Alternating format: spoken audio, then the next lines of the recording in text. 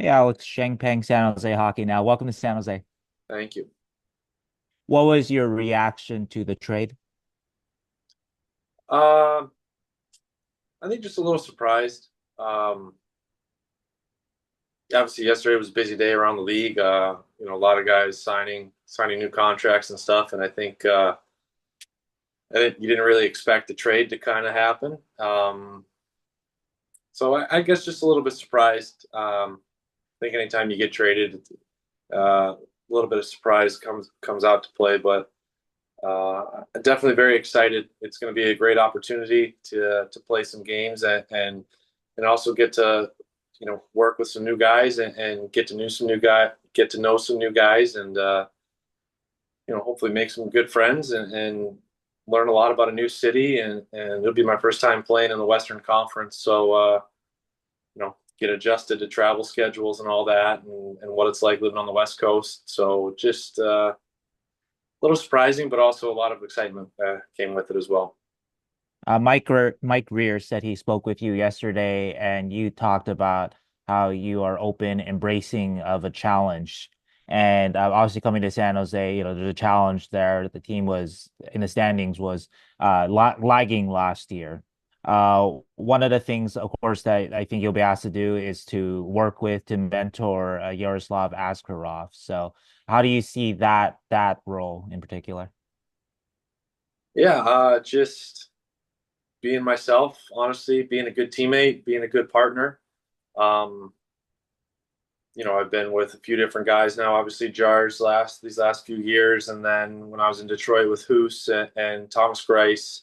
So I've kind of had a little bit of everything. It was with James Reimer, who obviously I'm sure everybody's familiar with here, and Peter Mrazek in Carolina. So I've gotten to kind of play with a little bit of everybody at different stages of their careers, and I know for me, when I was a young kid coming up, it was, I looked up to those guys that were in front of me and tried to, work hard and take bits and pieces of what they did and what made them so good and successful at this level, and tried to, use it to my advantage and try to replicate some things in certain ways, and just also like seeing how they go about day to day in the life as a professional hockey player. So I mean, I don't know if I can teach him anything on the ice. It's not really, I don't think, what everybody's looking for. I think it's more just being a good partner and a good teammate, coming in and supporting him when he's in the net, and also pushing him to be better too. Because I think that's the only way that we can both have success is if we're both aggressive and competing and pushing each other to be better. And we'd both be better off for it. And I know the guys in front of us definitely will they'll appreciate it a lot more, and we'll be better off as a team for it. Have you spoke with Yaroslav yet, or do you plan to speak with him before camp? No, I haven't spoken with them yet. I haven't spoken with anybody yet. Just still trying to kind of get the bearings and everything like that straight and get things worked out, logistically and all that. So there's still a lot that goes on, and like I said before, is a big surprise, and what comes with that is a whole lot of other stuff, packing up, and then now obviously summer plans change, and you have to figure out how to get across the country as opposed to just a couple hours drive from home, to get to where you got to be for the season. So I'm sure I'll reach out to him here in the next couple of days or week or so, just touch base and just tell him looking forward to working with them this year. And speaking, going back to the challenge of going to a team that is trying to get up there in the standings. Can you talk about that and how you look forward to that?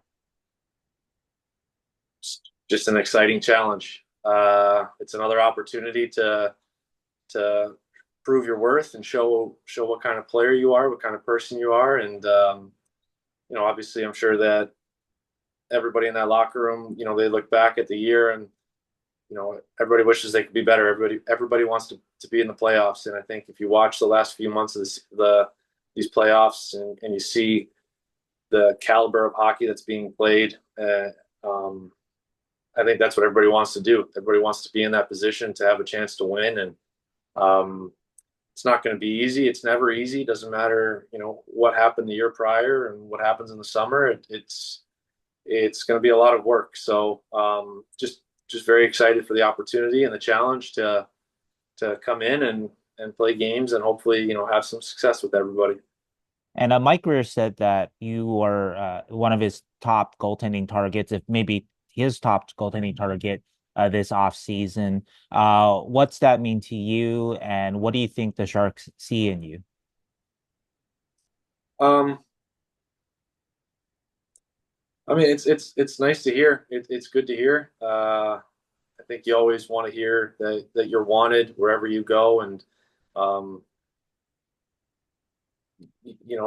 for this move to be made, kind of, I feel like in this situation at this time, the timing of it all, it probably reflects that in a way where they wanted to get something done sooner rather than later. So it's nice to hear, uh, and it's nice to go somewhere that you're wanted and they want you to be a part of it. And so my job then is just to come in and prove them right, basically, and just be myself. I can't. If I'm not myself, that's not the guy that they really wanted. So it's just do my thing, keep doing what's made me successful, and try to be the goalie that they saw and hoped for and acquired. And the last one for me, I know that you already know a few people in San Jose. You played for Warsofsky, you played with Vinny Desharnais last year. Anybody sort of send you a welcome message yet, giving you some tips for what to look out for in San Jose? Yeah, yeah. A few of the guys reached out, and then obviously Carl.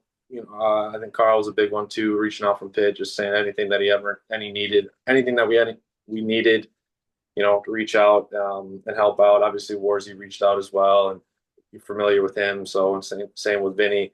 Uh, so it's just it's nice hearing those things and having guys reach out. So just told them all, appreciated it and just look forward to seeing them all here in a couple weeks at camp.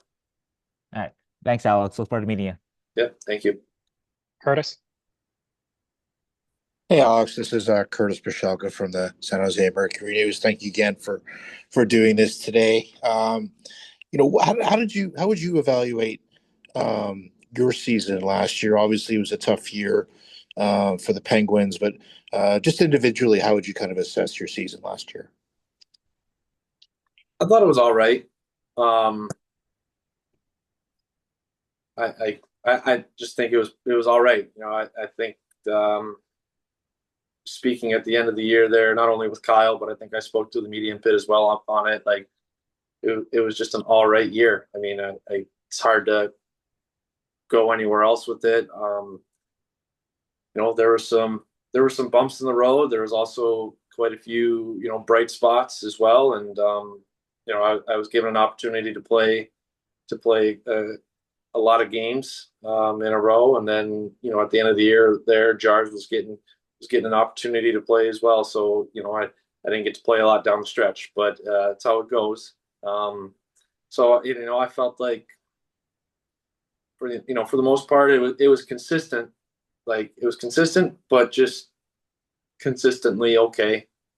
Like you know, not great, not terrible, not maybe not good, not bad, just okay. And I think that obviously leaves a lot of room for improvement. And it's been a big thing and a big driver of mine this summer so far is just knowing that I can be better and in more ways than one. And I was excited to get back to get back at it and get back on the ice and just to start working at it all again. So obviously now it's a couple new challenges with that and going to a new team, but it just drives you even more, and it's even more exciting to be able to do it, hopefully for a fresh group of guys and make a good first impression. Do you have any familiarity with Thomas Spear at all? Obviously, you work with you coached, you played for Ryan Rosowski, but any familiarity with Spear? I don't think so. Our paths may have crossed in prior years, but nothing really off the top of my head. He reached out yesterday, just touched base. So everything was pretty positive. Just a quick little introductory phone call, nothing crazy. So we'll, in the coming weeks here, once we get back on the ice a little bit more, I'm sure we'll go over a little bit more video and kind of touch base on expectations or what his thoughts are on my game and stuff like that, and what he'd like to see different or what he thinks we can improve on, and then we'll kind of go from there. How do you kind of approach this season? Obviously, going into the second year of your deal here. I mean, does that change anything when you're in a contract year? And obviously, is there something that comes with that in terms of having something to prove it all? No, I think I always try to look at it the same way, and you're just always trying to prove that you belong and that prove that you can play at a high level. Obviously, I don't say a lot, but I had good success my first year early on in the NHL in Carolina, and then when I went to Detroit, things kind of hit a wall, and it didn't necessarily go so well. And came into Pitt. Kyle gave me a fresh start and an opportunity to kind of reprove myself, and had a good year that first year, and then last year, like I said, was just all right. It was okay, like nothing great. So I think, yeah, coming into this year, it's just more of the same. Just trying to prove that you belong, prove that you can play at a high level, and help teams win. And obviously, that's what I'm hoping to do is help us win. And obviously, if we can win a lot more games than we lose, it's going to be a lot more fun for everybody. So that's just the goal. That's the driving force is just to be better and just prove everybody just how good I know I can be. You mentioned earlier that the trade was a little bit of a surprise, but given that the Penguins are in a bit of a different phase right now than maybe they were a few years ago, was there any expectation that maybe a move could happen at all? I think so. Yeah, like that's the business side of this game, and anything can happen. I mean, unless you're fortunate enough to get some trade protection in contract negotiations, it's always a possibility. So, um, I said it at the end of the year media. I was hopeful that something didn't happen necessarily. I think it's a little easier always like having the consistency and knowing where you're going to be and not having to worry about packing up and moving your family, whether cross country or even just to a different city, wherever it is.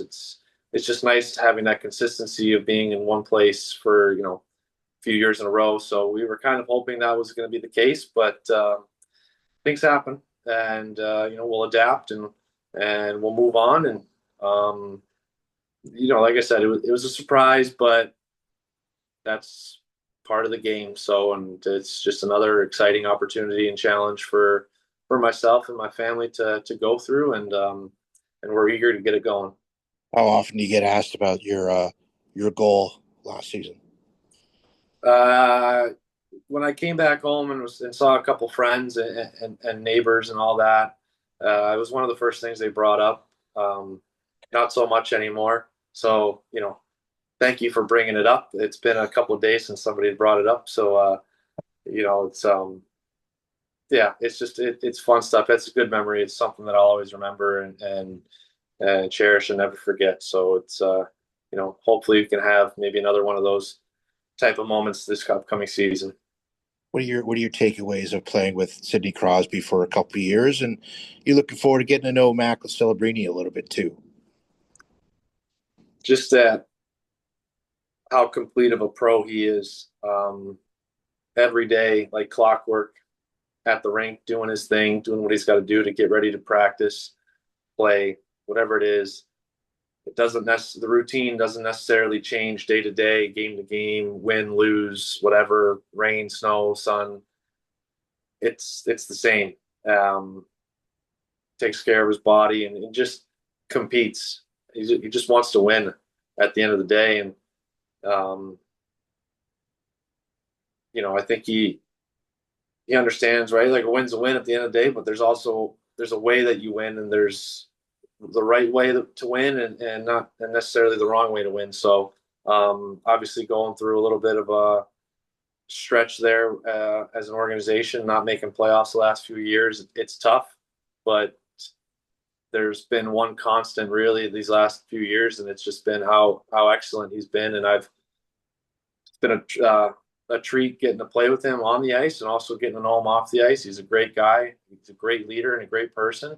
And I think it's one of the reasons why guys want to play with him, guys want to play for him, is just because of how great a person he is. So, and I know when we played San Jose, we only played them twice in the year, but yeah, I think Macklin had a pretty good impression on Sid, and I think on everybody, just showing how good he is and how good he could potentially be as he matures and gets older and plays more games, and goes through the league. So it's exciting stuff.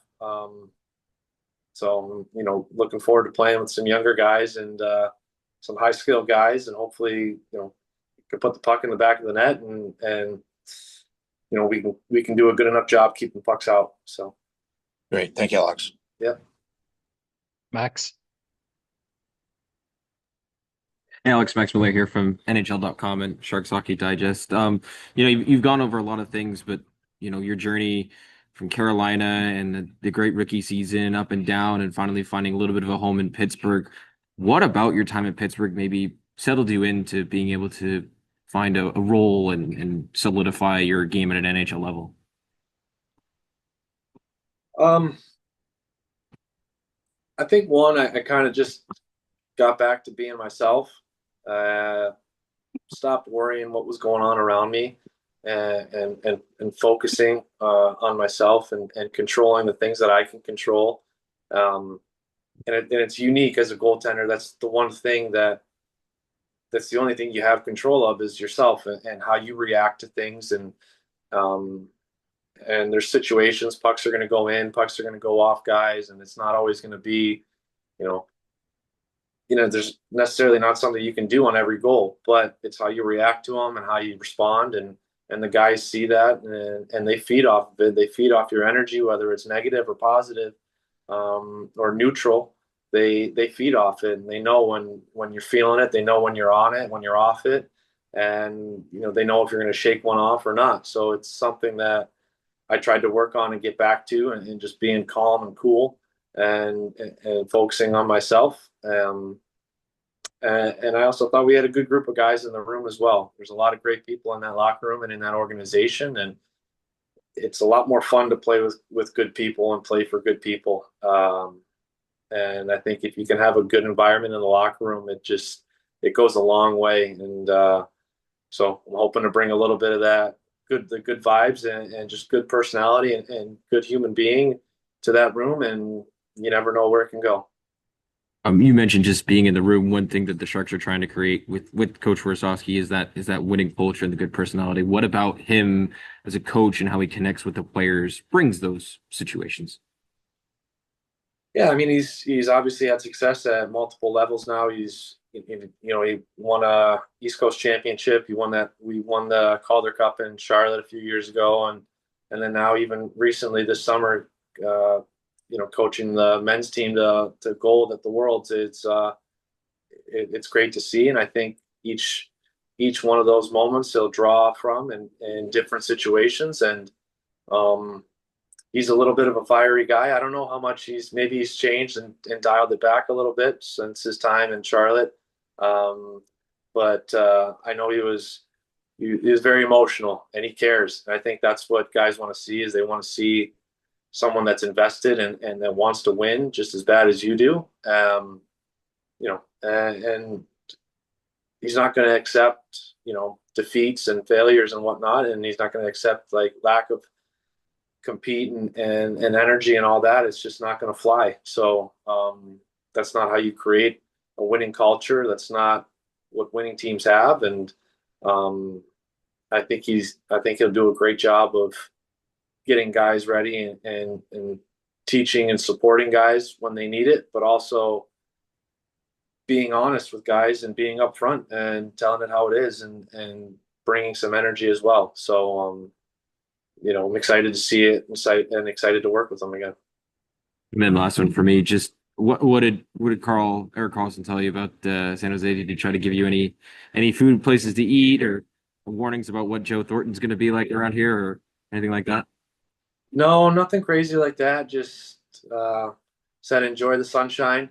I love Pittsburgh. I'm from the Midwest. I grew up in Cleveland, Ohio, and spent the most part of my adult life in Detroit, Michigan. So all three cities are fairly similar. And I'll tell you that the falls and winters are very wet, rainy, and cloudy and gray. So very much looking forward to some of that sunshine that him and his wife always talked about in December and January and February. And other than that, you just said anything else we ever needed to obviously reach out and all that. So I'm sure I'll be asking a couple questions here when we get things a little bit more settled down and situated, and we have a better idea of what's going on and where we're gonna try to settle and all that. Awesome. Thanks so much. Looking forward to meeting you in San Jose. Yep. Thanks, guys.